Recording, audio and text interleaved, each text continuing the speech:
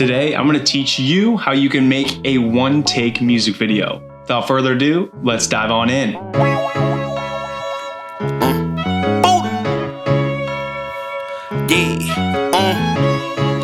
Hold up.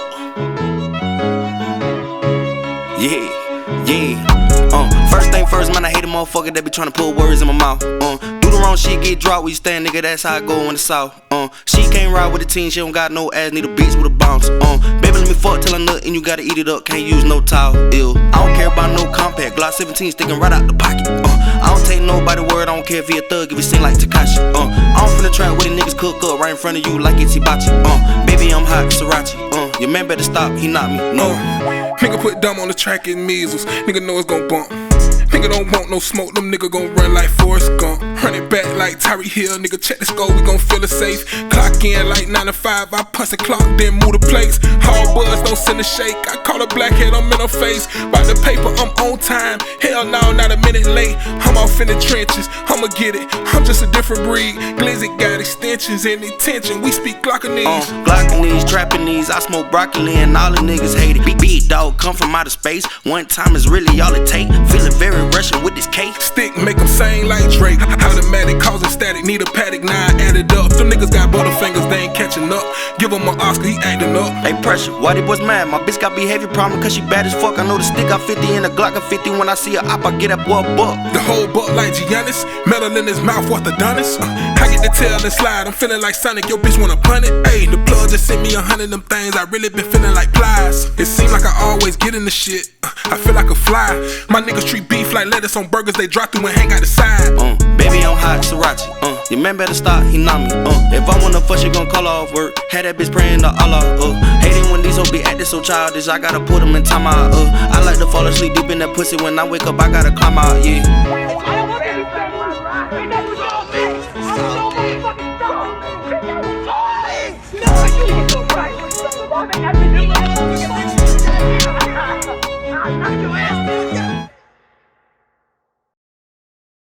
All right, now that you guys got a chance to check out the music video, let's dive on into the details here. So first and foremost, talking about overall, all the gear, lighting, etc. that we used to produce and make this video happen, as well as locations. So first and foremost, covering locations. We had a couple different locations here. We had a drug deal location, the crop/grow location. We had the mansion location of the homie's home, had the drug house, I didn't mention that already. Then we had the actual drug deal location where they were selling the drugs, which in reality was all Sriracha. So those were our locations that we used. Now talking about acquiring these different locations, so the grow op as well as the mansion location was all actually the location of the manager of the artist, and so we just used his property for those locations. The trap house was actually my house that I'm currently leasing. Yes, it looks like a trap house. I take pride in that. Then the drug deal location was actually right outside of a newly a studio that's being built in the Orlando area currently, just right outside of there. So a friend of a friend, we just kind of paid him out to use that location there for a little bit. And that was it location wise for the video, guys. My bitch got behavior problem cause she bad as fuck. I know the stick got 50 and the Glock got 50. Now getting on to the gear we used for the actual video. Well, we shot it on the Ursa Mini Pro G2.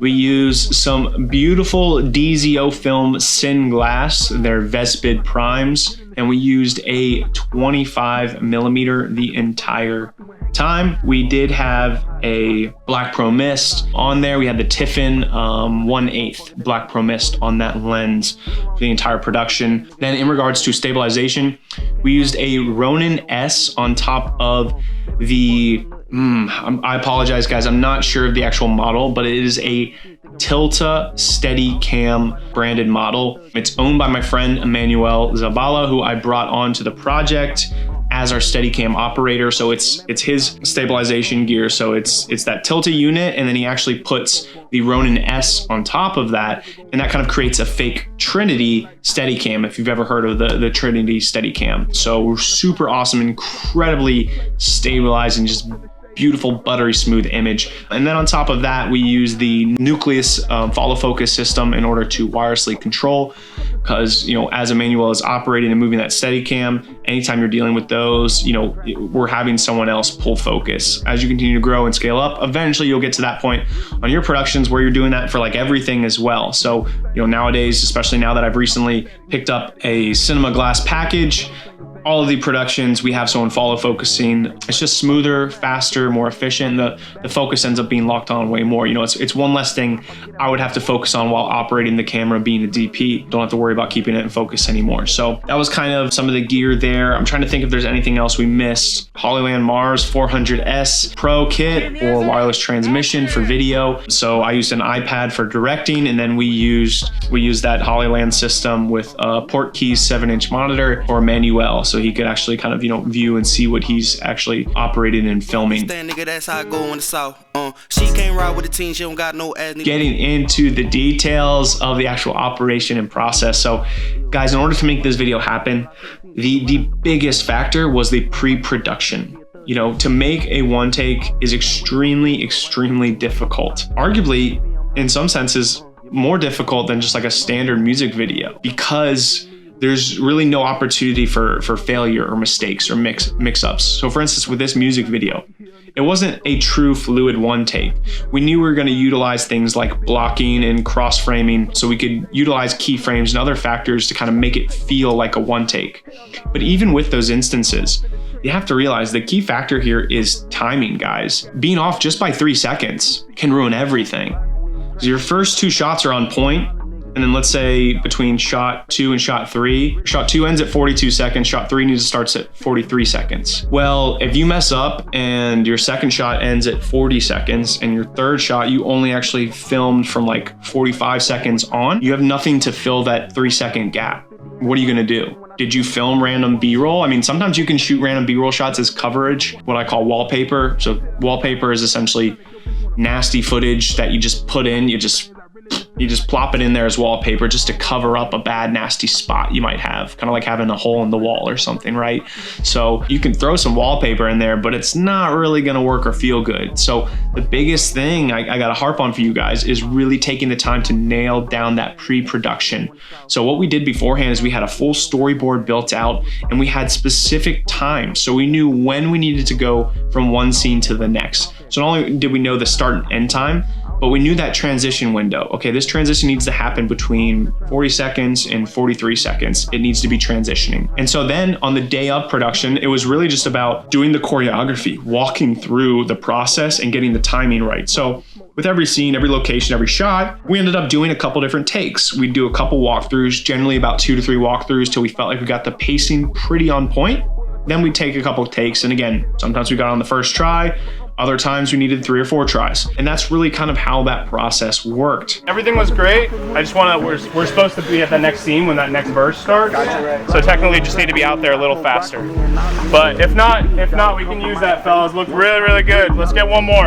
Again, guys, the pre-production is really everything. Then obviously making sure you have a good loud speaker like we did. So not only can the artist hear the music, but so can the Steadicam operator, and the camera can pick it up as well, because again, we're constantly moving. The other thing I would kind of like to mention before I get into the lighting is just when you're doing a one take, you really want to make sure you have the proper crew. Just want to break down a bit more about the crew, because I think that'll help as well. So we had I myself as the director and DP, and we had Herb Maximo as our follow focus operator, aka our assistant camera.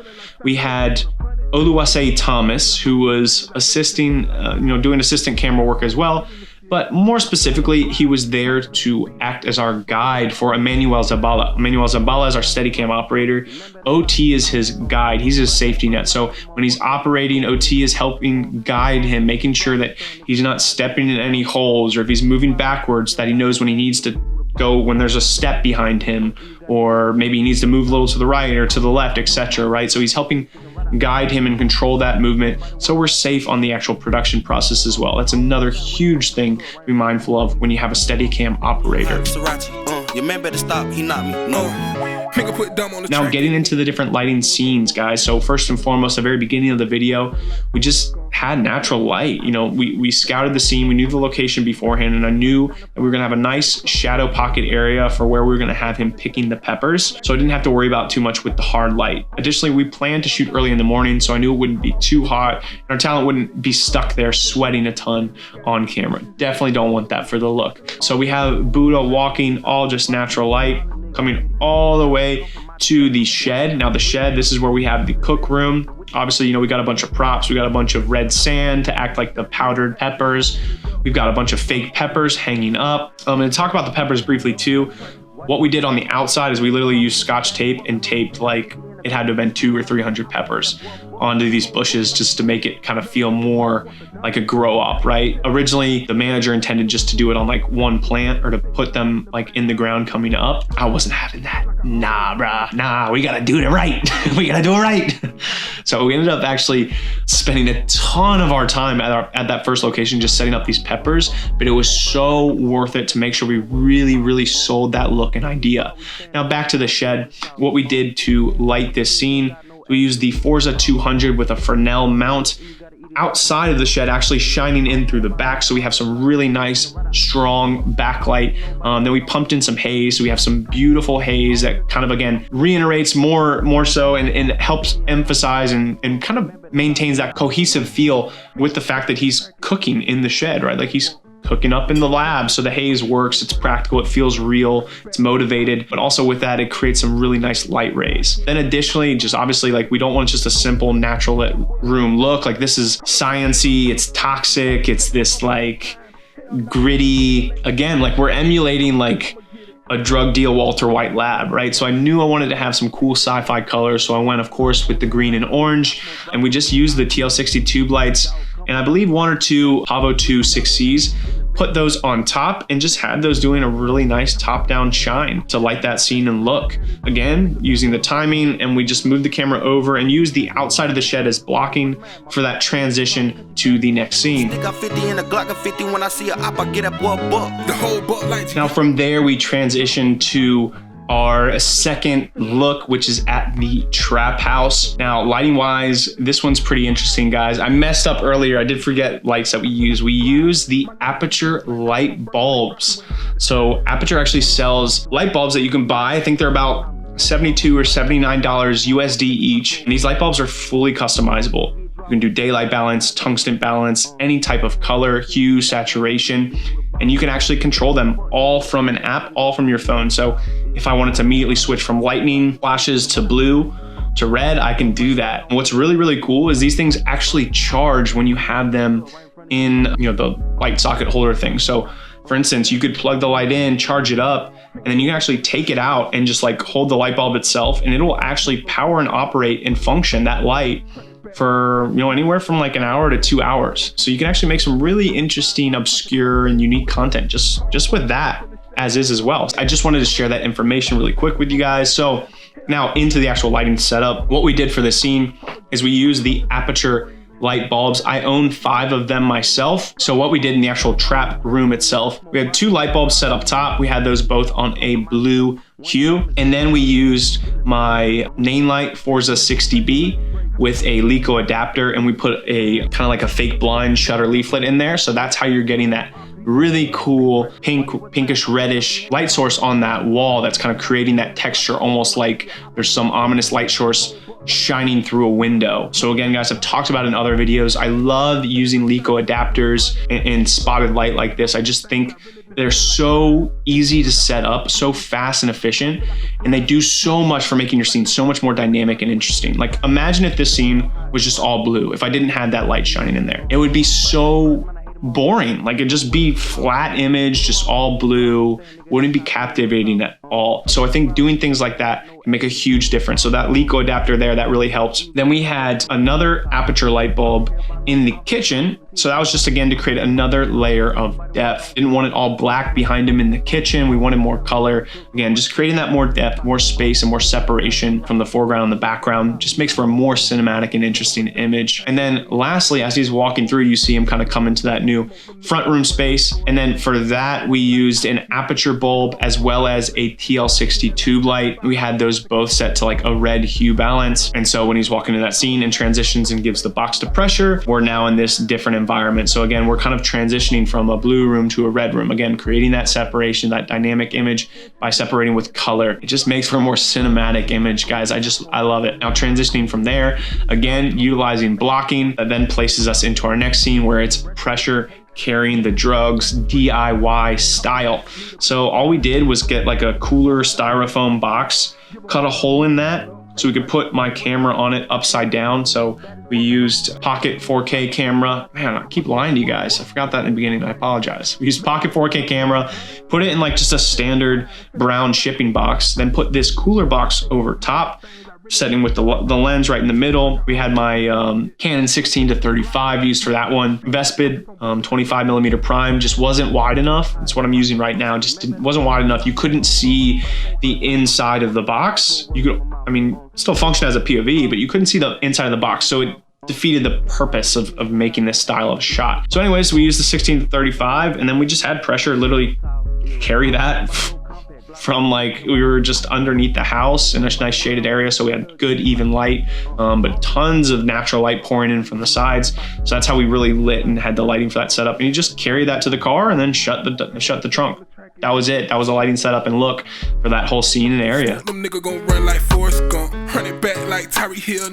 Now moving on to talk about the actual drug deal location itself. So how we lit this is kind of unique and interesting, I think, but we had the cars and we had them put their headlights or their head beams on. And so one, this has the cars lit up, right? Which I think is important. We don't want the cars to be dull and just darked out, especially at night. It just looks weird, looks bad, no good. No bueno. So we have them turn the lights on, but that actually functions in another way as well. So as you can see in the image, the light is hitting the wall and bouncing off. Now it's an ugly bounce. It's not beautiful. I'm gonna admit that, but it is bouncing and giving us good ambient light. And the benefit of this as well is you gotta remember the context of what we're making. Like, I'm not looking for pretty, beautiful, natural light. Like, this isn't a beauty commercial. This is a drug deal, right? So it actually benefits us to have that bounce where it's almost kind of like just a weird mixed off-putting kind of color, because I also know that I'm gonna control the color a bit more with our own lighting. So again, that bounce there kind of creates good ambient light. It gets us that moody, obscure, greenish tinted kind of tonality, which is really, really common in suspenses and dramas, which obviously we're trying to emulate with a music video that's all about, you know, dealing drugs and making money off of it essentially. But the drugs are Sriracha, so not really drugs, but you get the idea. Then what we did lighting wise is we used the GMV LED panels with a red hue balance, put those inside underneath the shack doors. So again, when it lifts up, it's just not an abyss of blackness, or just, we could have made it just an all daylight balance, but it's not very ominous, obscure, or interesting. So we made it red just to kind of fit with more of like the sinful nature of dealing drugs and drug deals and all that stuff. So it coincided really well. And of course, red is a good themed color throughout the video, with Sriracha being red, you know, just a good theme throughout, especially with the peppers and all the coloring there too. And then lastly, we had a TL60 tube light on a red balance that we used as a Hollywood light. So what I mean by Hollywood light is like we had someone handheld the light, or hand holding the light.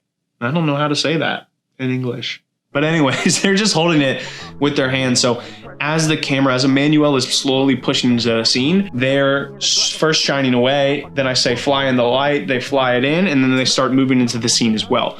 And this was acting as our key lights for pressure. Now we're too far away to see Buda close up, so we don't really necessarily need any key light on him. He's getting enough ambient light from the cars and just the natural scene in the area. You know, we weren't shooting in pitch dark quite yet. So plenty of light to kind of see him and get the information of the scene and what's going on. So as we're getting closer and right up on pressure, we really needed that key light in order to see him really well. Just the fact of the matter too as well, let's be brute and honest here, guys. Both of our talents, both of our artists here are Black, they're African American, and that's not a problem, but African American skin tones have to be treated differently than others. It's just a fact of the matter. There's more melanin in the skin. And so one thing I'll note and make sure to quickly give as a tip, you know, is I think warm tones work much exponentially better on darker skin tones than daylight balance. Daylight balance can end up looking really glossy and shiny. See, on me, because I'm super freaking white, pale as ever, it just kind of looks more natural, you know, but with darker skin, it just looks like artificial light, white light hitting them. It doesn't match the tonality of their skin tone as well. Another thing, obviously, is just the fact of the matter is with more melanin, with darker skin tones, it's going to be harder to see in darker settings than lighter skin tones. It's just the natural science of it. So with that in mind, guys, again, we needed that key light to fly in to shine on pressure and get that really good look, which we got, baby. Look good, pressure. You look good. I feel like a fly. My niggas treat beef like lettuce on burgers. They drop through and hang out. And then lastly, as we approached pressure, we just used his body for our blocking, transition to our next scene, which is at the house. This is kind of the end. This is like them celebrating. They're about to go out and spend some big money because they got the deal done and they got a bunch of cash. So filming at the house, no lighting was used in this one, guys. Beautiful natural light bleeding in through the windows. We had in mind to use this spot, or we had just the general living room area of this house. We weren't sure which to use at the time being prior to the actual production day. Then on the day of set, we actually made the decision. The living room was really cool, but this space, again, like we didn't need to do anything. So it worked great for us because it put us way further ahead in our production schedule, so we get more creative and have more fun with other areas and ideas. Again, had some awesome, beautiful windows, letting a ton of awesome, beautiful natural light bleed into the scene. And we didn't really need to bring anything else in. We didn't need any more light. Could have been nice to take some of that light away, control it and shape it a bit more. But again, guys, like you got to work within the means and budget you have. And we didn't have the budget for that. You know, I didn't have the budget for a 1-ton grip truck and to get a bunch of Duvetine or diffusion or grip guys to come help, you know, set up some system to block out half the windows or something like that. Like, we didn't have the time or the budget for that. So we did the best that we could and we used the natural light. It looked great. We made some in-camera adjustments to our iris and ISO and things like that, just to kind of obviously create the best look that we possibly could. But that was pretty much it. Manual operating, pushing in, parallaxing a little bit, having them leave the scene. So this actually was meant to be our last scene, but actually when we were doing the walkthrough and just like feeling it out, like it just felt wrong. Like they're not going anywhere. Like what's the motivation? And again, it's goofy that I bring these things up because it's a music video, but as a director, as a storyteller, that's my passion. And I think it's important to bring that into all aspects of filmmaking, whether it be a commercial, a music video, documentary, a short film, a narrative, feature film. Like all of these things really need to be thought about and taken on with great intention. And so for me, like it was like as the characters, like celebrating, like why are they're just throwing money in the house? Like what are they doing? And so I knew we really needed a better ending than them just like throwing money in the air inside the house. So we just simply had them leave the house like they're getting into the car to go somewhere. Again, leaves a little bit of openness at the end of the video, but also kind of brings the story full circle, lets us know, okay, like now we get the idea, like they're going to somewhere, they're going off to celebrate. We don't know where, but we get the idea and the purpose and intention of what they're doing. And that was really it, guys. I think that about covers it. That final scene for them walking out to the car, again, all natural, didn't have to do anything. Probably could have lit over, they have that cover top where they're first exiting the house. Probably could have lit that a bit more. But again, we're not gonna compete with the sun at 2 or 3 in the afternoon. Not unless we got a lot of HDMIs. And we just didn't have the budget or the crew for that. So we did the best we could with the means that we had. So that's really it, guys. Hope you enjoyed the video. Hope you enjoyed the Sin breakdown. If you got any questions, comments, concerns, drop them below. Be sure to subscribe because I'm the shit. Okay, that sounded cocky, but I'm kind of cool, right? Like, I think you should subscribe. If you enjoyed the content, please subscribe. Constantly coming out with more cinematography breakdowns, tutorials, and more helpful content on how you can succeed in this industry, as well as in all other facets of life. That's it for this video. I am Kyle Loftus. I enjoyed making this for you. I hope you enjoyed watching it, and I hope you stuck around for the whole damn thing, because I paid my editor to edit the whole damn thing. All right. Peace, y'all. I'm out. I'll see you in the next one.